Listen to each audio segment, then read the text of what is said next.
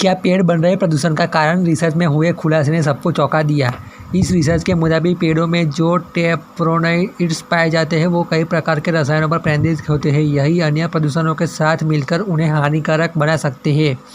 हम हमेशा पढ़ते आए हैं कि पेड़ प्रदूषण को पर्यावरण से कम करने में अहम भूमिका निभाता है, लेकिन अमेरिका में हुए एक रिसर्च में जो बातें निकल कर सामने आई है उसने दुनिया को चौंका दिया। दरअसल इस रिसर्च में पाया गया है कि पेड़ वायु प्रदूषण का कारण बन रहे हैं। चलिए आपको बताते हैं कि आखिर ये रिसर्च किसने किया और किन आधारों पर ये बात कही जा रही है कि पेड़ों का प्रदूषण कारण बन सकता है। ये रिसर्च अमेरिका के एक राज्य में कैलिफोर्निया में सबसे बड़े शहर लॉस एंजलिस में हुआ है। दरअसल इस शहर में वायु प्रदूषण बहुत ही ज़्यादा थी। यहाँ प्रदूषण को कम करने के लिए वाहनों की आवाजाही को कम कर दिया गया। इसके अलावा कई और प्रयास किए गए। हालांकि इसके बाद भी जब प्रदूषण पर ज़्यादा फर्क नहीं पड़ा तब वैज्ञानिकों ने एक शोध किया। इसी शोध में पता चला कि पेड़ भी प्रदूषण का कारण बन रहे हैं।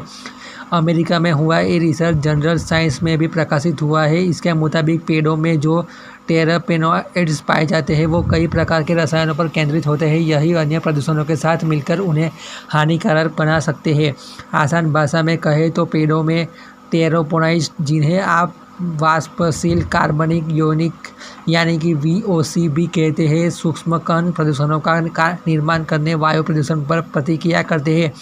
आपको बता दें कि बढ़ते तापमान और सूखे के कारण यहाँ पेड़ अधिक VOC उत्सर्जित करते हैं और इन दोनों प्रदूषणों की वजह से ही लॉस एंजलिस में वायु प्रदूषण का कारण स्तर बढ़ चुका है।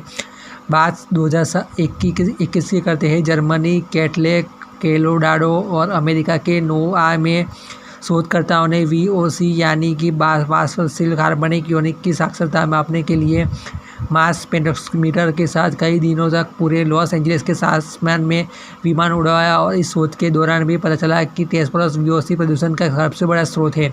हालांकि वैज्ञानिक इस बात को जानने में सक्षम नहीं हो पाए कि आखिर सबसे ज़्यादा प्रदूषण किस पेड़ों से हो रहा है। इस शोध के बाद वैज्ञानिकों ने कहा कि पेड़ों के VOC भले ही प्रदूषण का कारण बन रहे हो, लेकिन बिना पेड़ों के पृथ्वी पर जीवन संभव नहीं है।